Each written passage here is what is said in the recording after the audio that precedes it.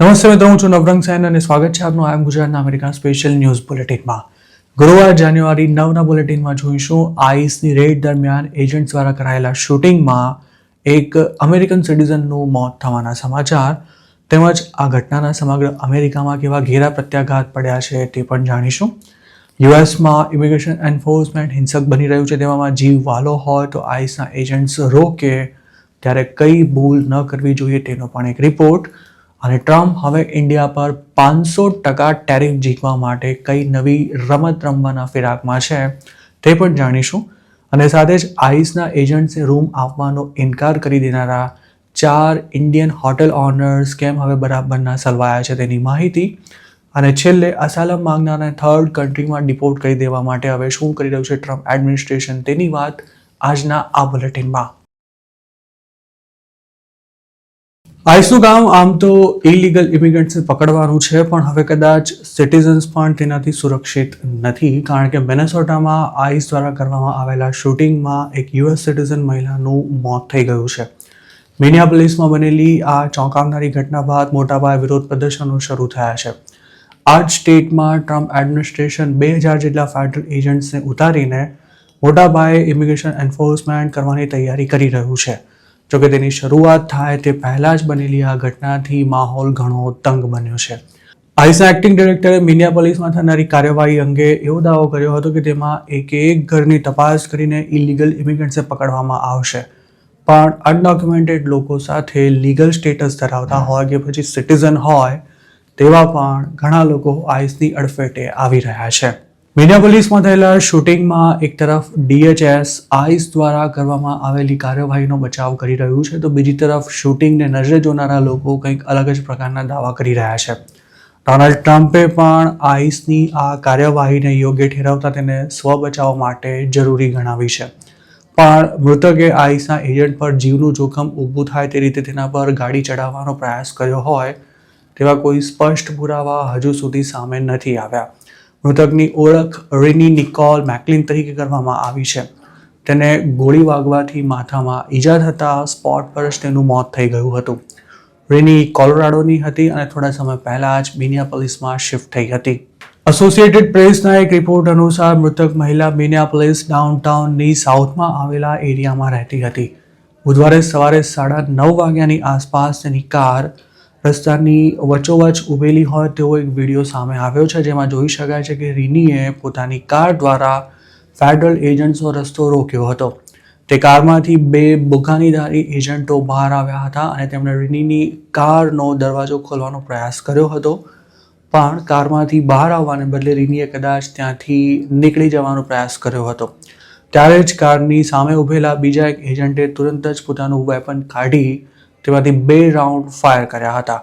DHSનું કહેવું છે કે સેલ્ફ ડિફેન્સમાં શૂટિંગ કરવામાં આવ્યું હતું અને આ ઘટનાનો જે વિડીયો સામે આવ્યો છે તેમાં શૂટિંગ કરનારા ઓફિસરને ગાડી ટચ થઈ હતી કે કેમ તે હજુ સુધી સ્પષ્ટ નથી થઈ શક્યું. શૂટિંગ બાદ કાર અન્ય ગાડીઓ સાથે અથડાઈને ત્યાં જ ઊભી રહી ગઈ હતી. જે આઈસ ઓફિસરે રીનીને ગોળી મારી હતી તેની ઓળખ જાહેર કરવામાં નથી આવી. જોકે DHSના સેક્રેટરી ક્રિસ્ટી નોમે તેને એક અનુભવી ઓફિસર ગણાવતા કહ્યું છે કે જૂનમાં થયેલા પ્રોટેસ્ટ વખતે તેને ઈજાઓ થઈ હતી. મિનિયાપોલિસની ઘટના અંગે ક્રિસ્ટી નોમે એવો દાવો કર્યો છે કે ઓફિસરને ગાડીની ટક્કર વાગતા તેને હોસ્પિટલમાં શિફ્ટ કરવામાં આવ્યો હતો, જ્યાંથી તેને થોડા સમયમાં જ ડિસ્ચાર્જ આપી દેવાયો હતો.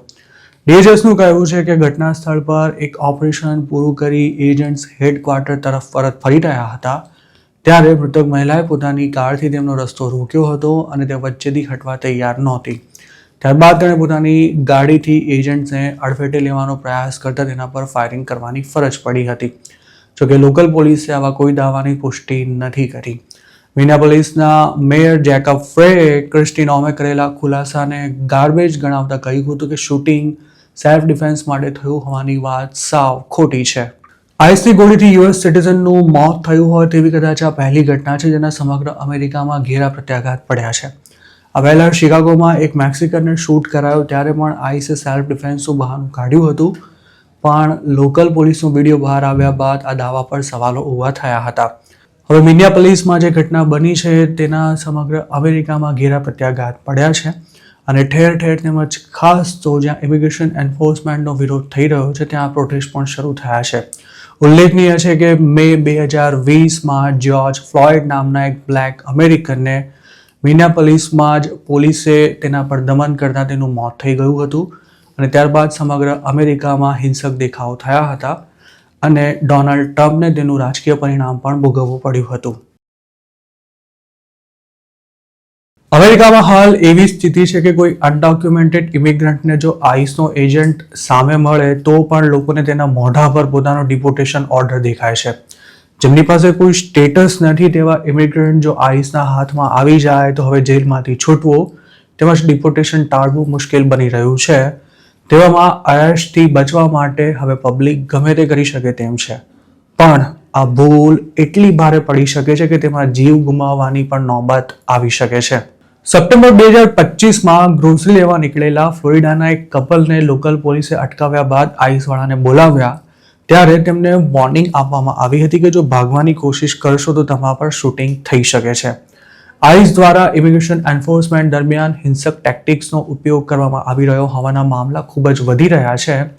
તેવામાં છેલ્લા 4 મહિનામાં આઈસ દ્વારા શૂટિંગ કરાયું હોય તેવા 9 કેસ સામે આવ્યા છે.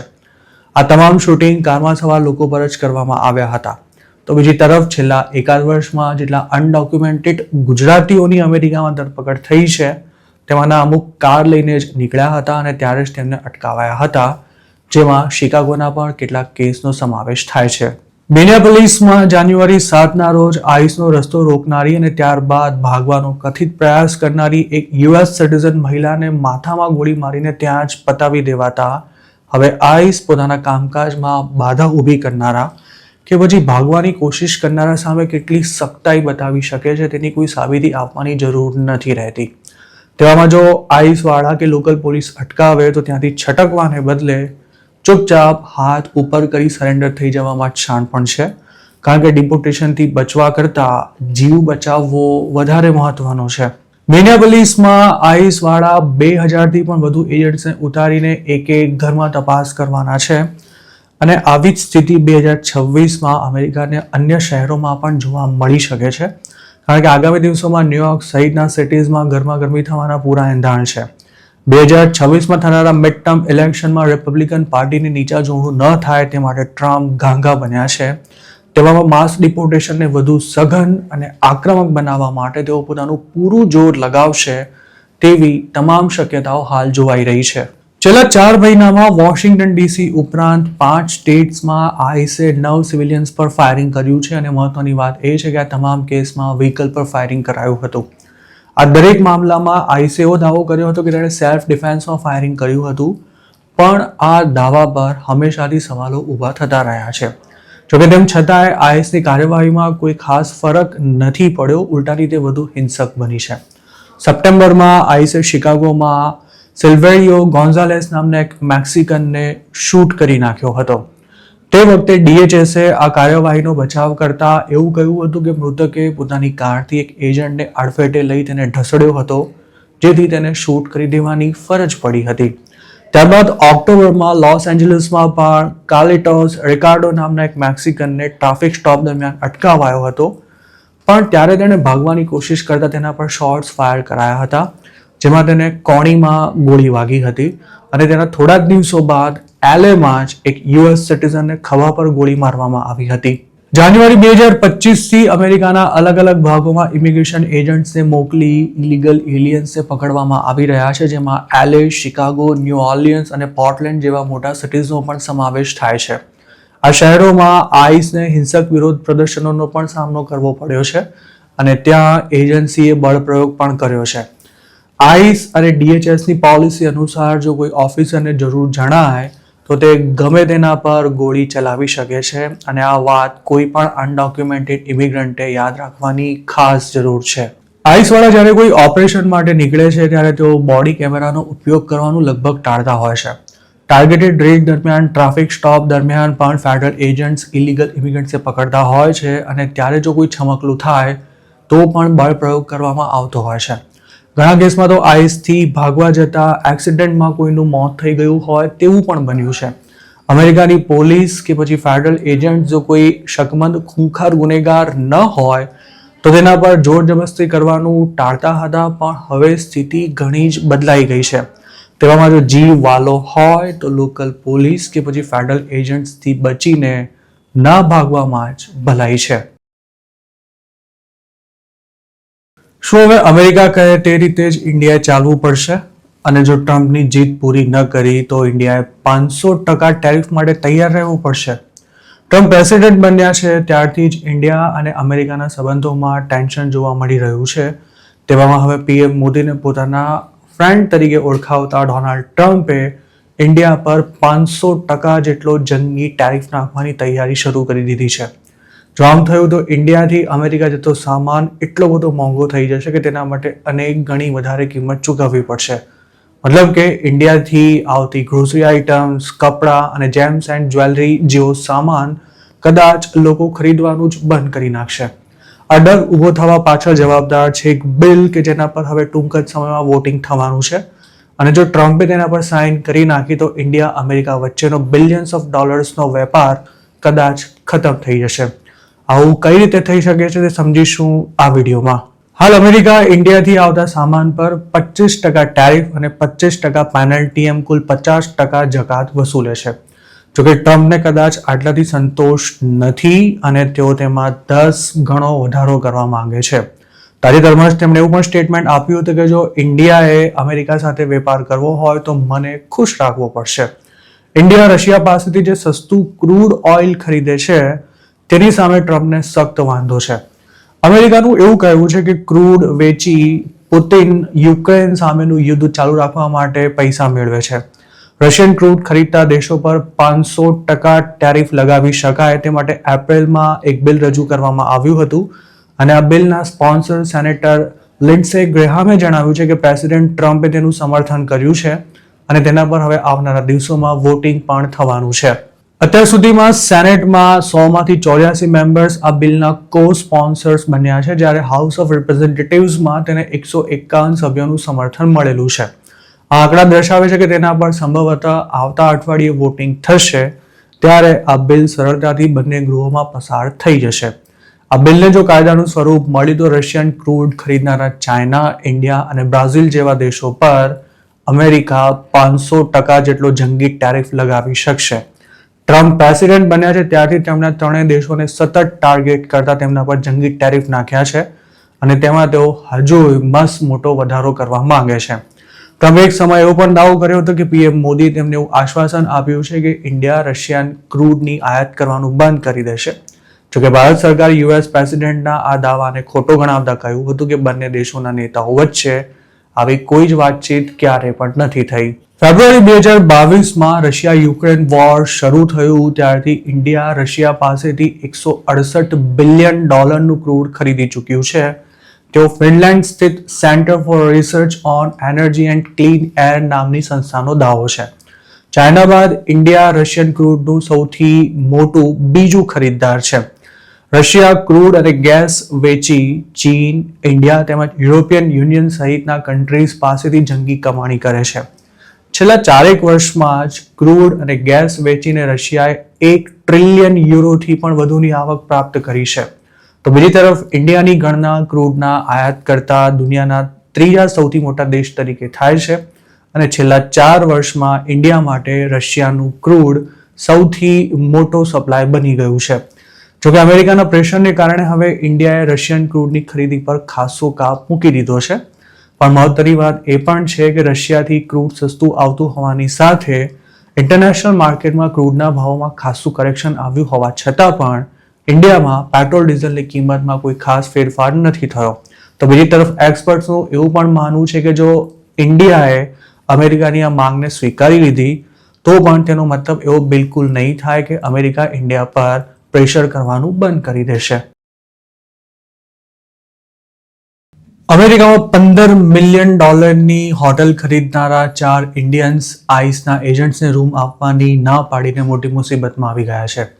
આ 4 પંજાબીઓ આમ તો યુએસ સિટીઝન્સ છે, પરંતુ હવે તેમની સિટીઝનશીપ પાછી ખેંચી લઈ તેમને ડિપોર્ટ કરી દેવાની માંગ થઈ રહી છે.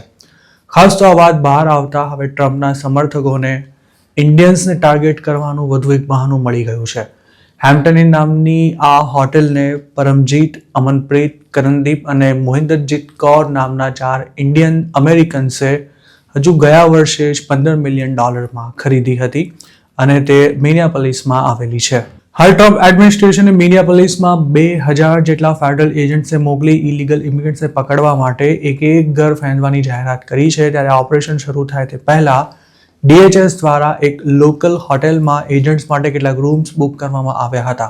જોકે ઇન્ડિયન્સની માલિકીની આ હોટેલે ફેડરલ એજન્ટ્સનું બુકિંગ લેવાનો ઇનકાર કરી દેતા આ બાબતે જબરજસ્ત હોબાળો મચ્યો હતો. તે વખતે હોટેલના ઓનર્સ કોણ છે તેની માહિતી બહાર નહોતી આવી, પરંતુ તેઓ ઇન્ડિયન્સ છે તેવી ખબર પડતા જ ટ્રમ્પ ભક્તોને હવે ફાવતું મળી ગયું છે.